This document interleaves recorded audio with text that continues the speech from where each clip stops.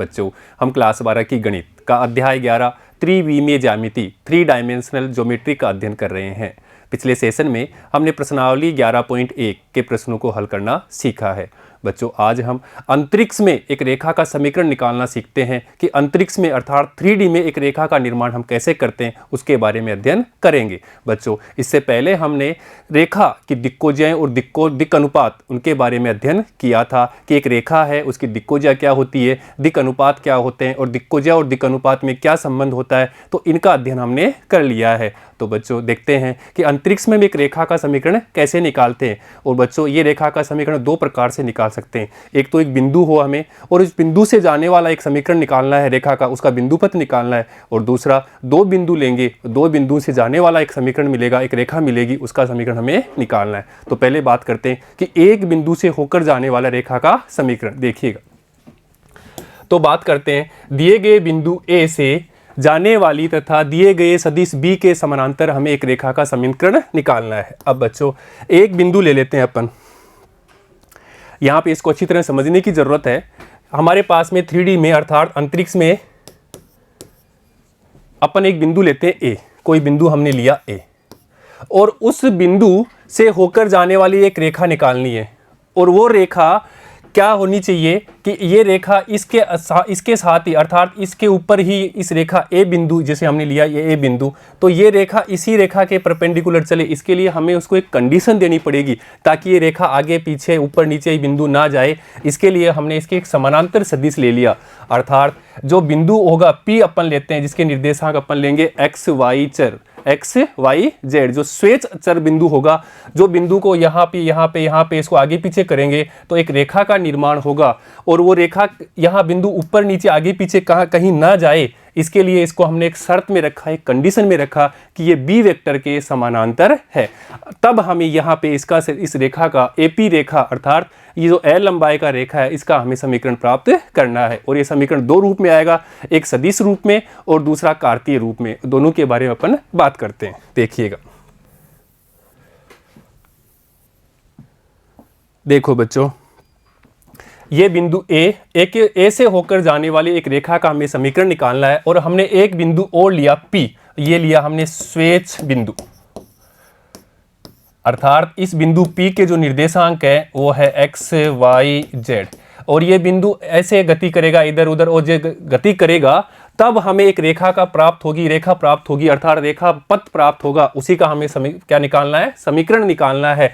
और ये बिंदु आगे पीछे ऊपर नीचे ना जाए, इसलिए इसके लिए हमने कंडीशन रखी है कि ये जो पथ होगा ये बी वेक्टर के समानांतर होगा।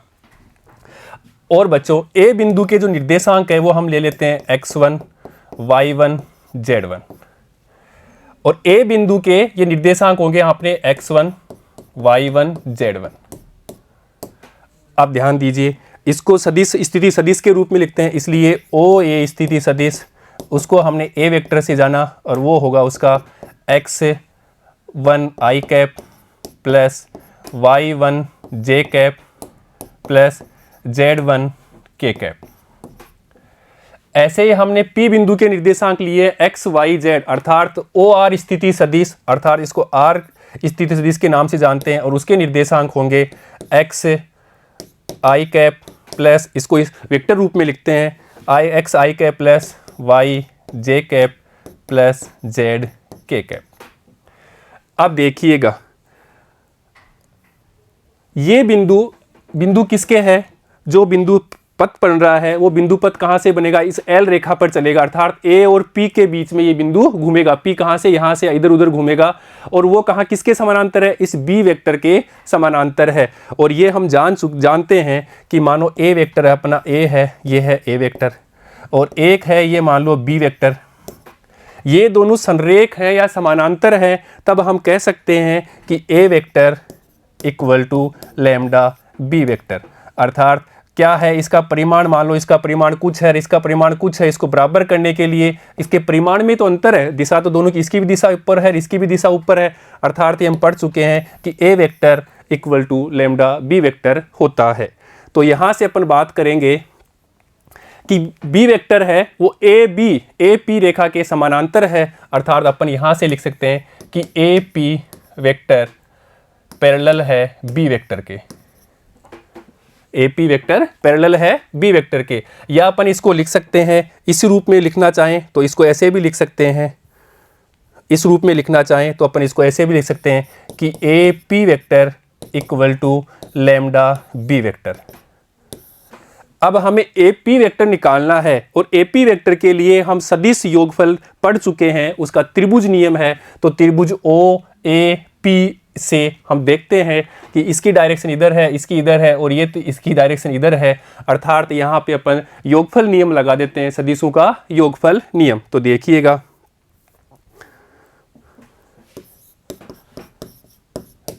सदिश योगफल का त्रिभुज नियम वो हम पिछले चैप्टर में पढ़ चुके हैं। उसकी सहायता से अपन AP वेक्टर निकाल लेंगे, अर्थात यहाँ पे देखिए त्रिभुज नियम लगाते हैं तो कहाँ से, ये देखो बच्चों, A vector AP vector equal to R vector के बराबर होगा, इसलिए A vector plus AP vector equal to R vector के बराबर होगा। यहाँ से हमें AP वेक्टर चाहिए तो AP vector equal to R vector minus A vector प्राप्त हो गया।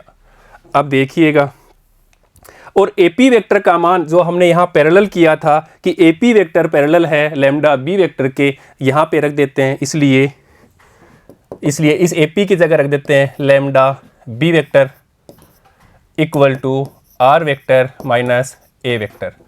बच्चों हमें R वेक्टर का मान निकालना है तो R वेक्टर इक्वल टू, यहाँ से हमारे पास इसको इधर ले आएंगे तो लैम्डा, या इसको ऐसे लिख देंगे A vector plus lambda B vector. और बच्चों यही है उस रेखा का सदिश रूप, अर्थात सदिश समीकरण। रेखा का सदिश समीकरण वो है R vector equal to A vector plus lambda B vector. तो ये तो हमने सदिश रूप में प्राप्त कर दिया, वेक्टर फॉर्म में प्राप्त कर लिया। अब हम इसको कार्तीय रूप में प्राप्त करते हैं। तो देखिए, इसको कार्तीय रूप में प्राप्त करने के लिए सदिश रूप से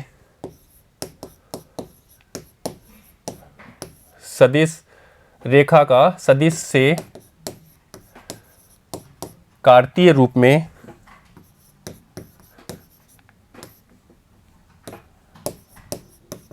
रूपांतरण।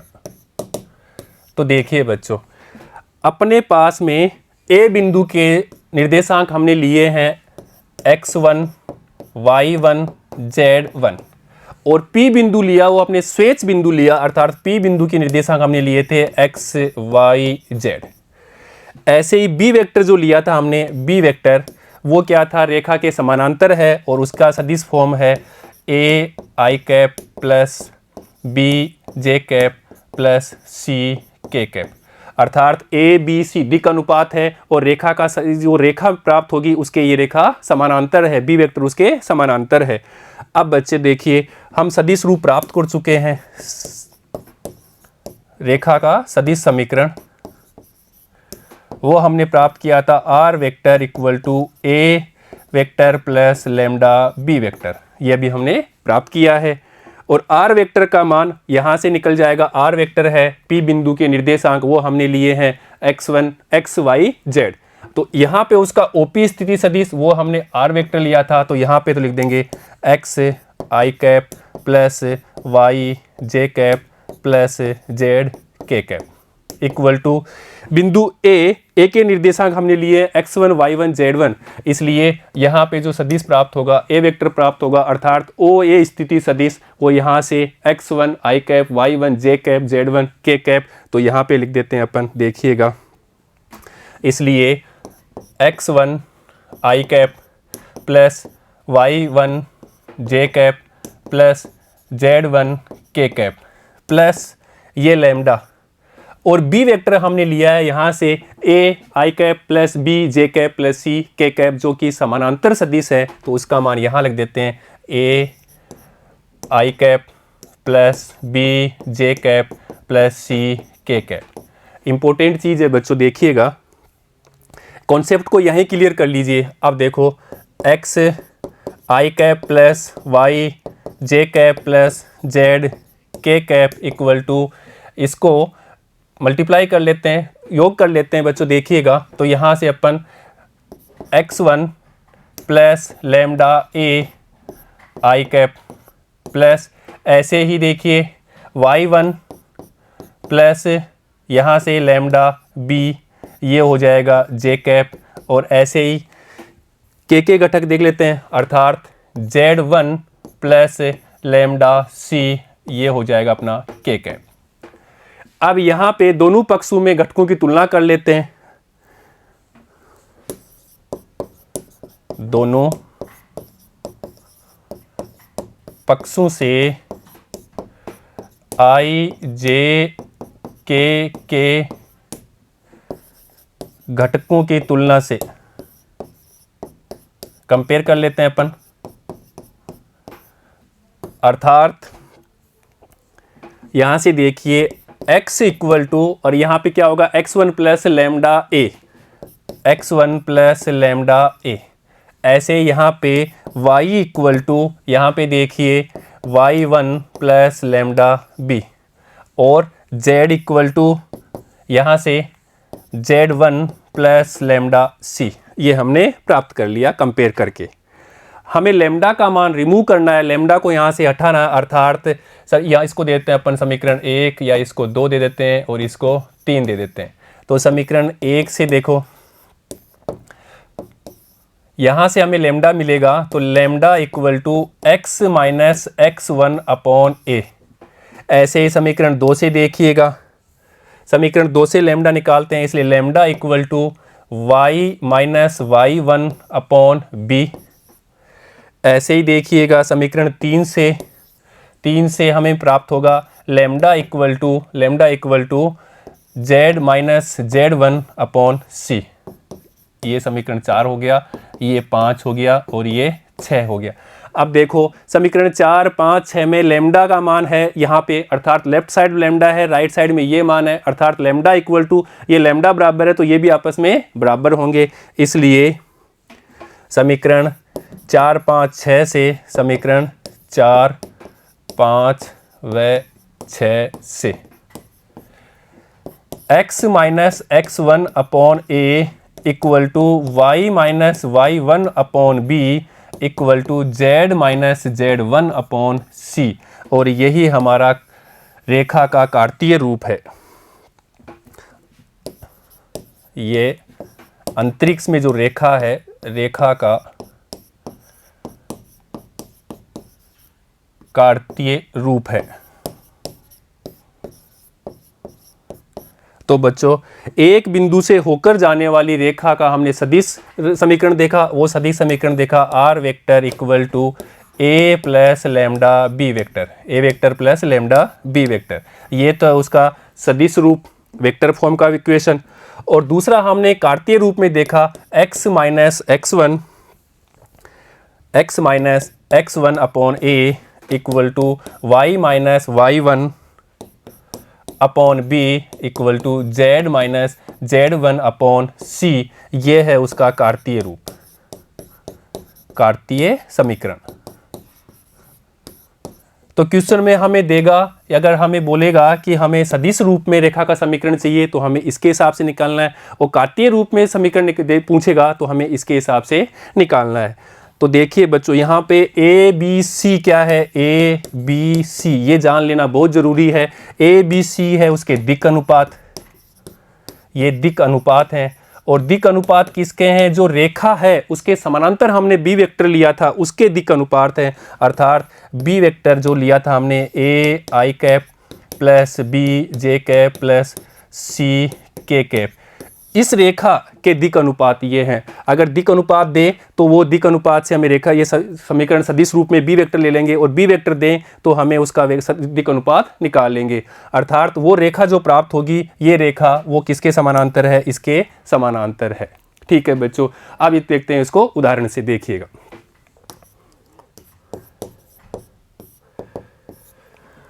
बिंदु 5, 2, -4 से जाने वाली तथा सदिश 3i + 2j - 8k के समानांतर रेखा का सदिश तथा कार्तीय समीकरण दोनों पूछा है। बता, सदिश समीकरण और कार्तीय समीकरण ये दोनों चीज हमें पूछी है, दोनों के बारे में हमें पता करना है। देखिएगा, तो पहली चीज तो अपन इसको डायग्राम से समझ लेते हैं एक बार और अच्छी तरह से।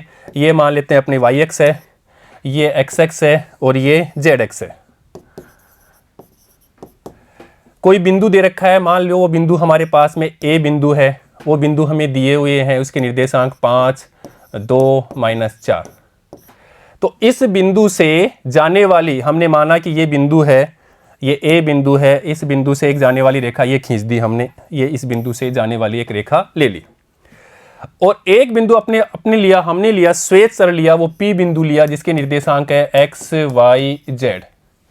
और इसके एक समानांतर यहां दे रखा है सदिश 3i + 2j - 8k के समानांतर, वो समानांतर ये है, ये बिंदु P ले लिया हमने, इसका स्थिति सदिश मिलाया, ये OA स्थिति सदिश हो गया। ऐसे इसको मिलाया तो ये हमारा OP स्थिति सदिश, जिसको हमने R वेक्टर नाम दिया और इसको हमने A वेक्टर नाम दिया।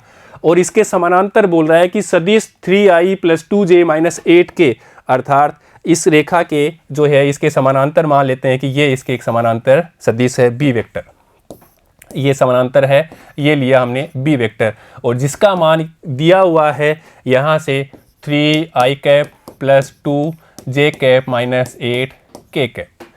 ये सारी चीज़ें हमें दे रखी है। हमें पता करना है कि जो A और P, ये A बिंदु है, ये P बिंदु है, ये P यहाँ से इधर उधर इस रेखा के पे पथ बनाएगा, उसका हमें समीकरण निकालना है। और उसका समीकरण होता है R vector = A vector + lambda B vector. ये हम जानते हैं, अभी निकाला है। तो इसलिए R वेक्टर का मान, ये इसके निर्देशांक कार्तीय रूप में है, तो इसका R स्थिति सदिश वो होगा यहाँ से x i cap + y j cap + z k cap = A vector. और A वेक्टर के यहाँ से OA स्थिति सदिश 5i + 2j - 4k, तो यहाँ से लिख देते हैं 5i cap + 2j cap - 4k cap. ये बिंदु दे रखा है, तो ये हमने A वेक्टर निकाल लिया। ऐसे ही प्लस लैम्डा B वेक्टर, और B वेक्टर क्वेश्चन में दे रखा है, तो यहाँ लिख देते हैं 3i cap + 2j cap - 8k cap. तो देखिएगा, इसको अपन लिख सकते हैं, यहाँ से इसको सोल्व करते हैं, तो देखिएगा इसको अपन सोल्व कर लेंगे तो 5 + 3 लैम्डा i कैप, यहाँ से +2 लैम्डा j कैप प्लस, यहाँ पे देखो बच्चों +-4, और यहाँ पे प्राप्त होगा -8 लैम्डा k कैप। और ये किसके बराबर है? x i cap + y j cap + z k cap. तो ये तो है उसका रेखा का सदिश समीकरण, रेखा का सदिश समीकरण। अब दूसरी बात और पूछी है हमने कि रेखा का कार्तीय समीकरण भी पूछा है। देखिए बच्चों यहाँ पे कि रेखा का सदिश समीकरण वो हमने निकाल लिया, तथा कार्तीय समीकरण भी हमें निकालना है। तो देखो बच्चों, अपन कार्तीय समीकरण भी निकाल लेते हैं। अब निकालते हैं अपन कार्तीय समीकरण। कार्तीय समीकरण, और कार्तीय समीकरण के लिए यहां से लैम्डा का मान हटाना है, और इसको आई कैप जे कैप के कैप इसको हमें नहीं रखना है, अर्थात ये तो वेक्टर फॉर्म में है। वेक्टर फॉर्म में नहीं रहेगा तो वो कौन से फॉर्म होगा? कार्टेशियन फॉर्म में होगा। इसलिए यहाँ पे अपन कंपेयर कर लेते हैं। इसका अपन देते हैं समीकरण 1, तो यहाँ से एक्स आई कैप + वाई जे कैप + जेड के कैप = 5 + 3 लैम्डा आई कैप + 2 लैम्डा जे कैप + -4 -8 लैम्डा के कैप। अपन यहाँ पे घटकों की तुलना कर लेते हैं, तुलना से कंपेयर करते हैं।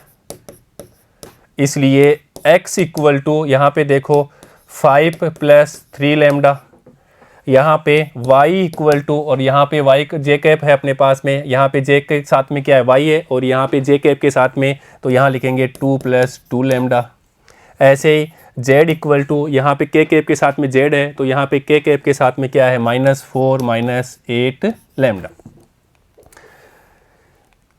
अब देखिए यहाँ से, यहाँ हमें लैम्डा रिमूव करना है, इसलिए यहाँ पे लेते हैं इस वाले समीकरण से, तो लैम्डा इक्वल टू x - 5/3, यहाँ से देखिएगा लैम्डा इक्वल टू y - 2/2, और ऐसे ही इस वाले समीकरण से देखिएगा लैम्डा इक्वल टू z + 4, ये माइनस है तो +4, यहाँ पे देखो अपने पास क्या प्राप्त होगा, यहाँ हमें लैम्डा चाहिए तो ये -8।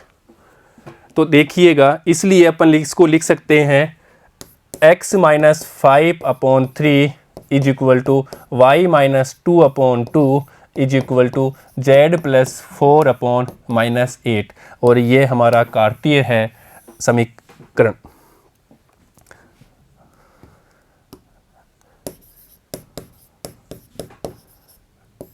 कार्तीय समीकरण है ये, रेखा का कार्तीय समीकरण, और यही हमें पूछा है। तो इस प्रकार से हम इस क्वेश्चन को सॉल्व कर सकते हैं। अब बात करते हैं, अभी हमने बात कर ली कि एक बिंदु से होकर जाने वाला रेखा का समीकरण, और उसके लिए हमने कंडीशन दी थी कि एक वेक्टर बी वेक्टर है, उसके समानांतर है, और उसके समानांतर नहीं होता तो हम ऐसे ज्ञात नहीं कर सकते। अब की बार कहेगा कि दो बिंदु, अर्थात एक बिंदु ए लेंगे और एक बिंदु बी लेंगे, और उन दोनों बिंदुओं के बीच का पथ, रेखा का रेखापथ अर्थात उसका समीकरण निकालना है। तो अब की बार कंडीशन दे रखा है दो बिंदु है, और दो बिंदुओं के बीच में जो सरल रेखा प्राप्त होगी उसका हमें समीकरण प्राप्त करना है, और उसका भी हमें सदिश रूप लेना है और उसका कार्तीय रूप लेना है। दोनों की बातें करते हैं, देखिएगा। तो दो दिए गए बिंदुओं से जाने वाली रेखा का समीकरण, अब इसकी बात करते हैं, और ये बात अपन कर चुके हैं कि दो बिंदु लेना है। अब की बार हमें स्पेस में एक बिंदु लिया हमने A और एक बिंदु लिया B। ए बिंदु के निर्देशांक हम लेते हैं x1, y1, z1, और ऐसे ही बी बिंदु के निर्देशांक हम लेते हैं, मान लेते हैं कोई भी x2, y2 और z2, और एक इसमें इस रेखा के ऊपर एक बिंदु P लेते हैं जो क्या है स्वेच्छ बिंदु होगा, अर्थात उसके जो यह इस रेखा सभी बिंदु को उसको रेखा का संतुष्ट करेगा। उसके लिए निर्देशांक हम लेंगे x, y, z, और बच्चों ये बिंदु होगा वो P यहाँ से इधर जाएगा तो ये क्या करेगा, रेखा पथ प्राप्त करेगा। उस रेखा का ये हमें समीकरण प्राप्त करना है। तो बच्चों O से A को मिलाया तो वो हमें जो सदिश प्राप्त होगा, सदिश रूप में वो A वेक्टर होगा, इसी प्रकार ये B वेक्टर होगा, और ये स्थिति सदिश R वेक्टर होगा। तो देखिएगा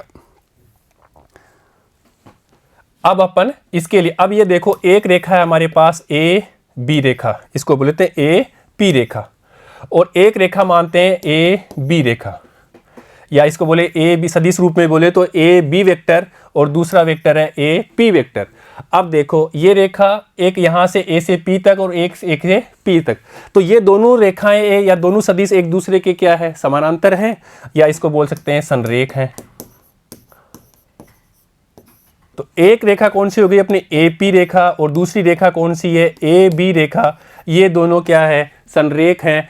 एक रेखा तो यहाँ से दूसरी रेखा इसके ऊपर जा रही है तो समानांतर ही है, इसलिए अपन बोल सकते हैं कि ये दोनों एक दूसरे के संरेख हैं, समानांतर हैं। अपने AP वेक्टर और AB वेक्टर निकालना है, और उसके लिए सदिश योगफल नियम निकालेंगे, त्रिभुज नियम से निकालेंगे। तो देखिएगा पहले अपन यहाँ बात करते हैं APO से। देखिएगा त्रिभुज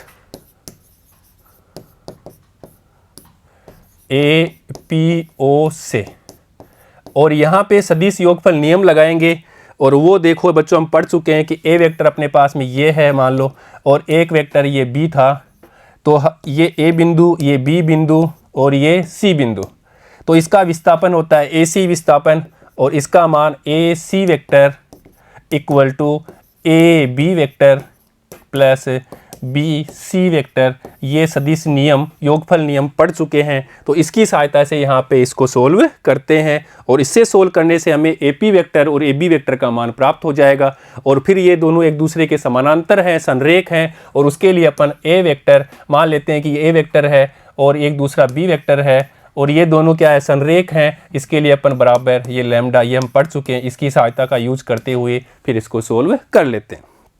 तो देखिएगा अपन इसको सोल्व करते हैं अभी।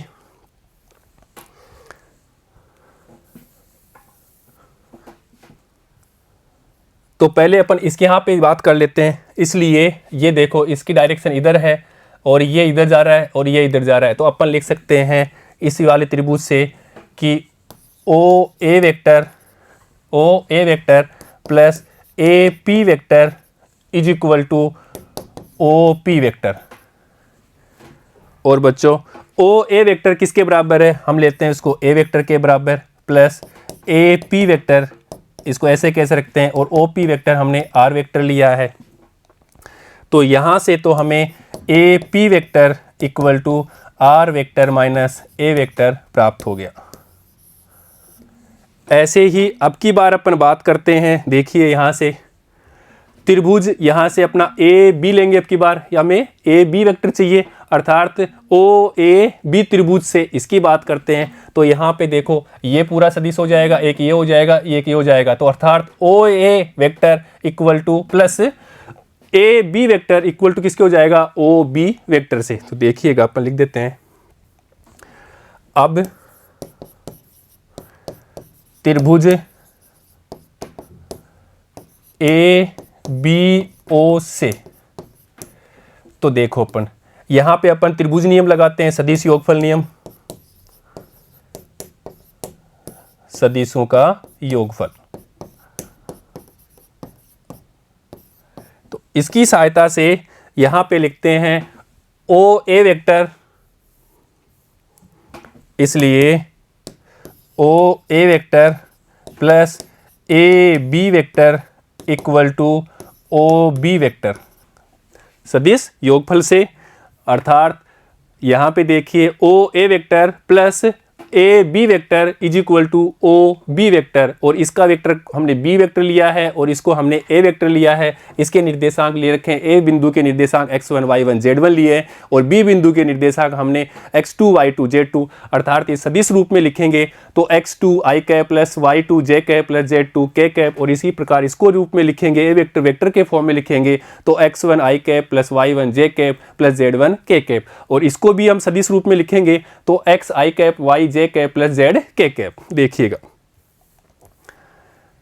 तो यहां से इसको तो लिखते हैं A vector plus A B vector is equal to, और ये लिया था हमने बी वेक्टर, तो यहां से A B vector is equal to B vector minus A vector प्राप्त हो गया। इसको दिया हमने समीकरण 1 और इसको दे देते हैं समीकरण 2।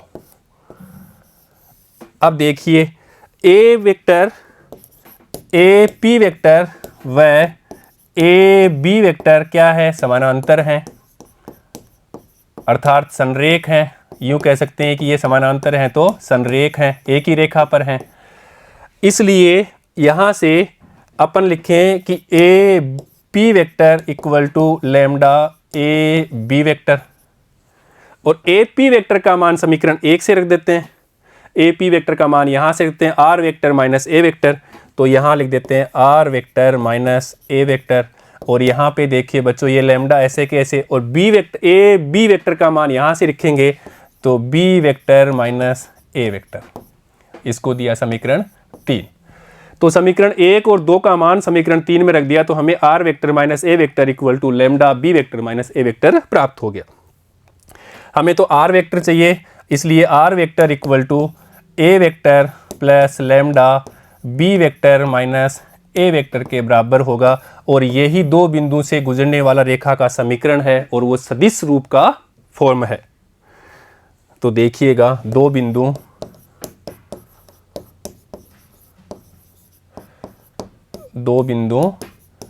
से जाने वाली रेखा का सदिश रूप का समीकरण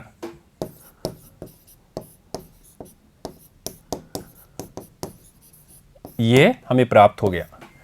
अब इसकी भी बात करते हैं अपन कार्तीय रूप में। अब इसकी बात करते हैं कार्तीय रूप में। अगर क्वेश्चन में जैसे पहले एक बिंदु से निकला था तो वहाँ पे हमने प्राप्त किया था, वैसे ही यहाँ पे भी अपन प्राप्त करते हैं कार्तीय रूप में।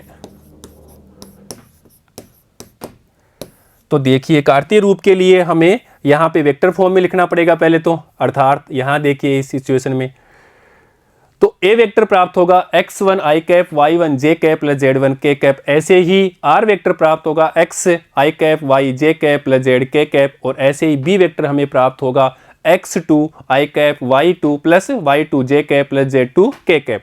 और बच्चों उसके लिए हम यहाँ से हम जानते हैं, फिर ये नियम लगा देते हैं। देखिए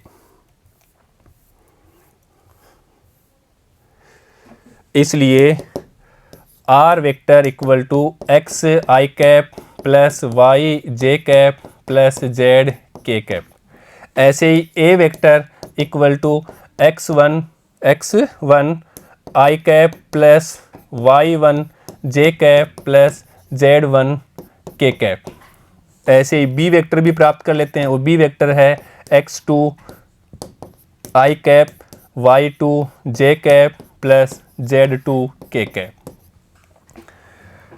देखिएगा, और ये रूप अपन रख देते हैं यहाँ पे सदिश में r बराबर r vector equal to a vector plus lambda b minus a। तो यहाँ पे रख देते हैं, इसलिए r vector equal to a vector plus lambda b vector minus a vector. तो यहाँ पे r वेक्टर का मान रख देते हैं, r वेक्टर का मान यहाँ से रख देते हैं।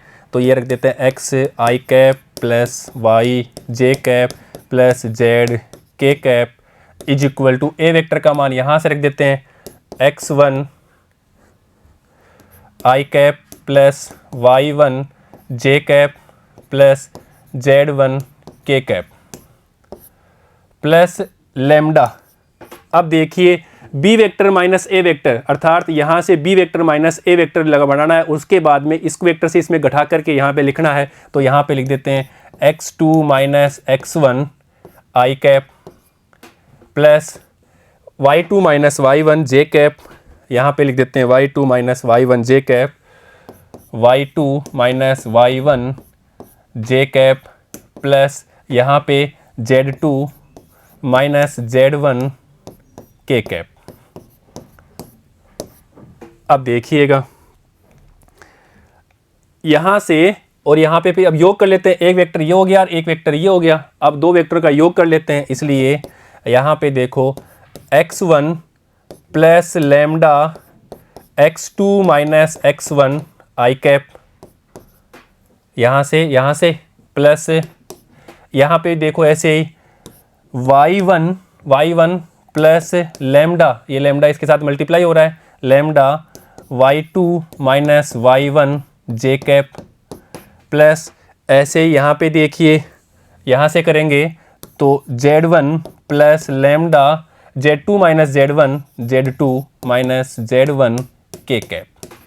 और ये किसके बराबर है? तो ये बराबर है हमारा r वेक्टर के, अर्थात x i cap plus y j cap plus z k cap. और बच्चों अब इस समीकरण की दोनों पक्षों से i j k के घटकों की तुलना कर लेते हैं। तो देखिए तुलना करने पर, तुलना किसकी करने है? x घटक के, i घटक की, j घटक की और k घटकों की तुलना कर लेते हैं। तो पहले x घटक के, तो यहाँ पे x है, i घटक की तुलना करेंगे और यहाँ पे देखिए is equal to x1 plus lambda x2 minus x1। ऐसे ही j घटक की तुलना करेंगे तो यहाँ पे तो लेफ्ट साइड में y और राइट साइड में देखिए इज इक्वल टू यहाँ पे y1 plus lambda y2 minus y1। ऐसे ही अपन k घटक की तुलना करते हैं तो z इक्वल टू यहाँ पे भी तुलना कर लेते हैं, तो z1 plus lambda z2 minus z1। Lambda का मान निकाल लेते हैं, यहाँ से लैम्डा का मान निकालते हैं, इसलिए lambda equal to x minus x1 upon x2 minus x1। इसी प्रकार इस समीकरण से भी लैम्डा का मान निकालते हैं, तो lambda equal to y minus y1 upon y2 minus y1। इसी प्रकार यहाँ से भी देखिएगा, lambda equal to Z minus Z1 upon Z2 minus Z1। अब यहाँ पे देखिए लैम्डा लैम्डा बराबर है, इसलिए ये भी आपस में बराबर होंगे, इसलिए यहाँ से अपन लिख सकते हैं, इसलिए x minus x1 upon x2 minus x1 is equal to y minus y1 upon y2 minus y1 is equal to z minus z1 upon z2 minus z1। और यही उसका रेखा का दो बिंदु से गुजरेगी उसका कार्तीय समीकरण है। कार्तीय समीकरण। तो इस प्रकार से हमने दोनों रूप प्राप्त कर लिया। जो रेखा दो बिंदु से गुजरेगी, एक ए बिंदु लिया, दूसरा बी बिंदु लिया, और ए के निर्देशांक माने, बी के निर्देशांक माने, और ऐसे एक बिंदु स्वेच्छ बिंदु लिया, वो पी लिया, उसके निर्देशांक हमने एक्स वाई जेड लिया, और उसका कार्तीय फॉर्म उसका रेखा का इस प्रकार होगा। और दूसरा हमने सदिश रूप में भी देखा, उसका वो निकाल चुके हैं, ये हमें याद होना चाहिए, ये सदिश समीकरण रेखा का। और सदिश समीकरण प्राप्त हुआ था R vector equal to A vector plus lambda B vector minus A vector.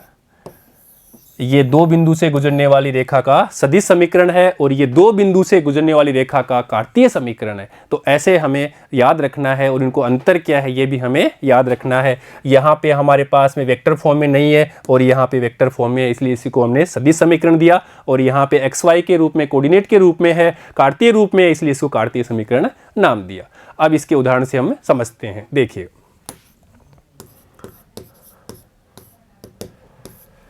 बिंदु -1 0 2 एक बिंदु दे रखा है, इसको अपन मान लेते हैं, दो बिंदु दे रखे हैं, तो इसको भी समझते हैं अच्छी तरह से। मान लेते हैं ये 3D में, अंतरिक्ष में, ये ओरिजिन है, ये एक्स एक्स है अपनी, ये वाई एक्स है, और ये जेड एक्स है। एक बिंदु लिया ए, और एक बिंदु हमने लिया ये बी, और इसको मिलाया एक रेखा, और एक बिंदु हमने बीच में कोई भी ले लिया, बिंदु P लिया, वो स्वेच्छ बिंदु लिया, अर्थात वो सभी बिंदु पे पथ घूमेगा। यहाँ पर कंडीशन है A से B तक ही घूमेगा। और A बिंदु के निर्देशांक हमें दे रखे हैं -1 0 2। ऐसे ही B बिंदु के निर्देशांक दे रखे हैं 3 4 6, और P बिंदु के निर्देशांक अब मानते हैं x y z। तो हमें पहले अब इसको मिलाया ओ ए वेक्टर, तो ये तो ए वेक्टर हो गया। ऐसे यहाँ से मिलाते हैं तो ये बी वेक्टर हो गया, और ऐसे ही अपन इसको मिलाते हैं तो ये आर वेक्टर हो गया। तो देखिएगा, ये बाहर हो अंदर हो, पहले हमने इसको ए बिंदु को इधर लिया था, कोई फर्क नहीं पड़ता, ये तो समझाने के लिए है आपको, ठीक है। अब देखिएगा, इसकी डायरेक्शन इधर है, इसकी डायरेक्शन इधर है, इसकी दिशा इधर है, और इसकी डायरेक्शन इधर है। तो हमने इसको सदिश रूप में लिखते हैं। तो दोनों बात पूछी है, सदिश समीकरण ही पूछा है, यहाँ पे रेखा का सदिश समीकरण ही हमें पूछा है।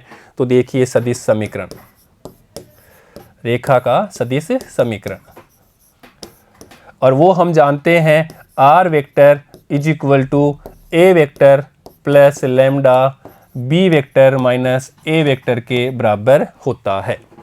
तो पहले तो हमें B vector minus A vector निकालना है। तो बी वेक्टर देखिए, बी वेक्टर इक्वल टू, यहाँ से इसको, ये बिंदु दे रखे हैं 3 4 6, तो इसको अपन वेक्टर फॉर्म में लिख लेते हैं। अर्थात यहाँ पे दे रखा है बिंदु 3 4 6, तो इसको वेक्टर फॉर्म में लिख देते हैं। तो B vector is equal to, यहाँ से लिखेंगे 3 i cap plus 4 j cap plus 6 k cap.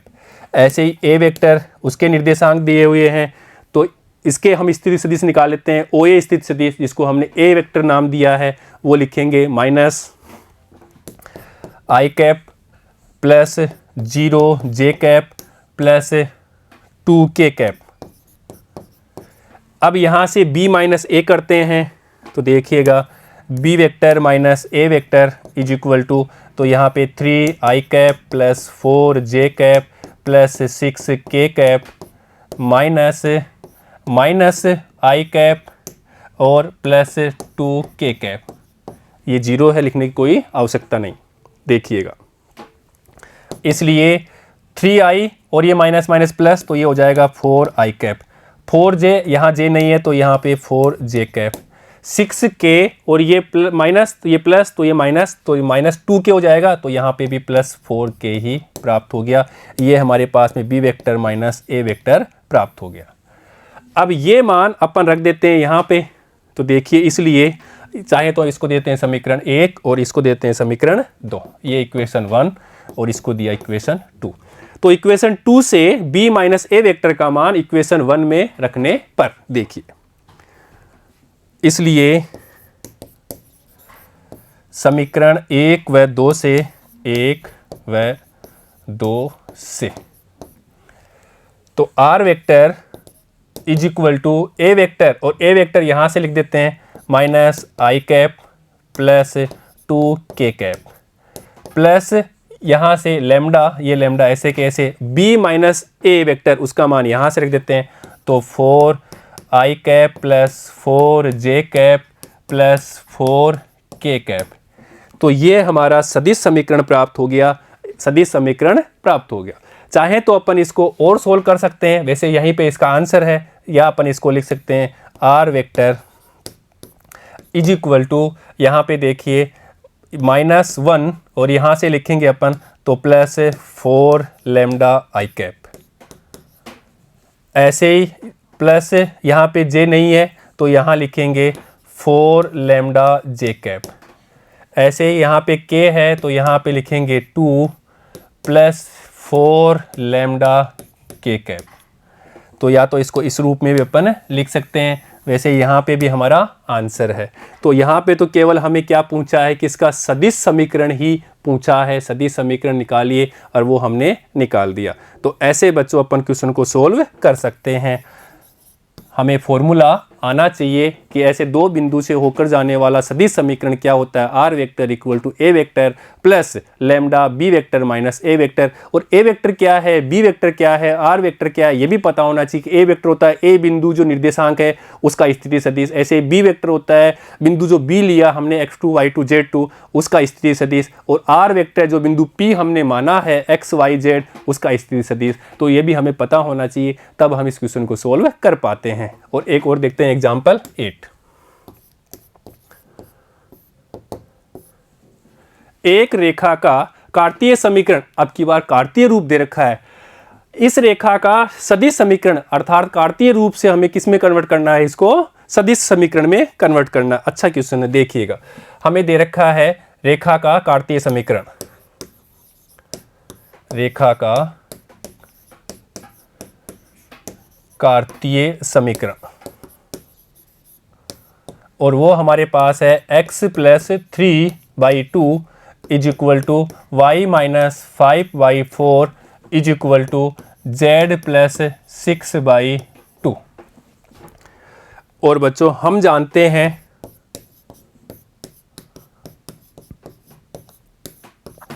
यहां से हमें बिंदु चाहिए x y z के बिंदु x1 y1 z1 का उस a बिंदु का निर्देशांक चाहिए, इसलिए हम जो अपना कार्तीय फॉर्म है जो फॉर्मूला है उसका तुलना करते हैं। हम जानते हैं कि रेखा का कार्तीय रूप, रेखा का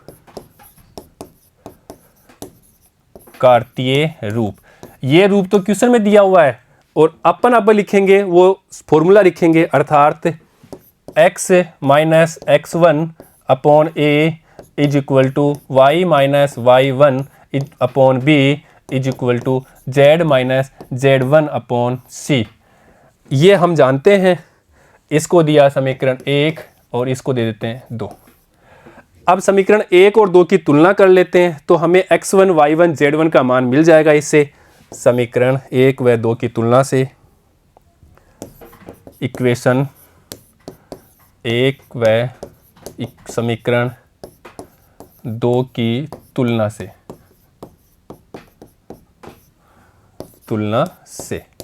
तो देखिएगा, इसलिए x1 इक्वल टू, अब देखो यहाँ पे इसको अपन कैसे लिख सकते हैं, यहाँ पे माइनस के रूप में है तो अपन इसको देखो एक बार ऐसे लिख सकते हैं, x माइनस और -3/2 है तो 2।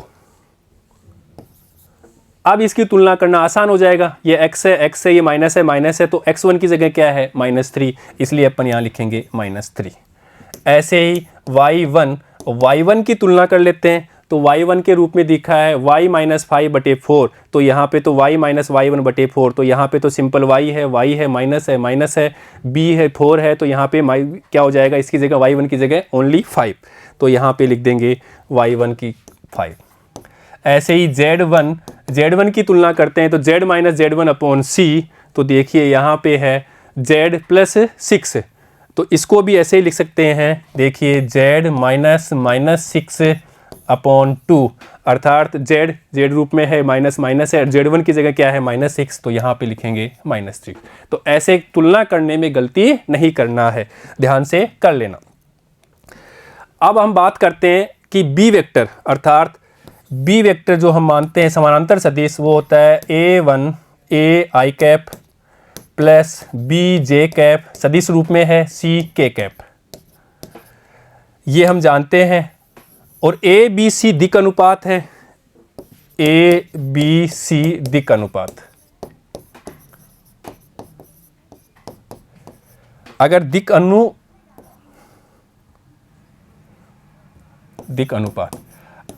दिक् अनुपात दे रखा है तो वो भी उस रेखा के समानांतर है, और सदिश रूप में दे रखा है तो भी उस रेखा के समानांतर है। तो यहाँ पे हमारे पास में दिक् अनुपात देखो दिक् अनुपात दिए हुए क्वेश्चन में 2 4 2, अर्थात दिक् अनुपात है हमारे पास a = 2, b = 4 और c = 2, तो इसको वेक्टर रूप में लिखेंगे तो b vector = 2i cap plus 4j cap plus 2k cap.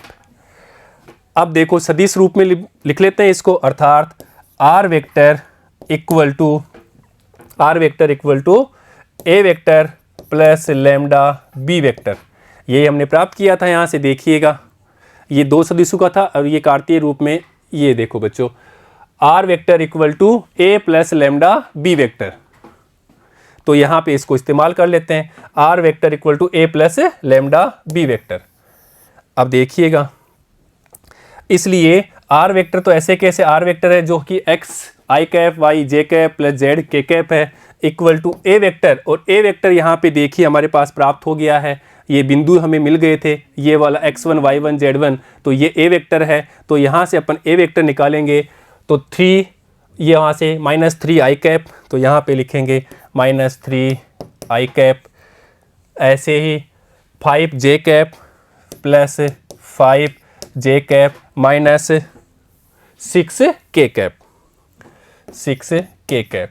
ये हमने x1 y1 z1 ए बिंदु के निर्देशांक जो मिले थे, ए बिंदु जो हमने माना था वहाँ पे x1 y1 z1, और ये मान हम x1 y1 z1 तुलना करके यहाँ से निकाल चुके हैं x1 y1 z1, और इसका सदिश रूप था a वेक्टर जो वहाँ पे प्राप्त किया था x1 i cap plus y1 j cap plus z1 k cap, तो ये a वेक्टर यहाँ पे प्राप्त कर लिया इसकी बिंदु की सहायता से, तो ये हो गया a plus lambda b vector हमने यहाँ से लिख लिया, तो 2i cap plus 4j cap plus 2k cap.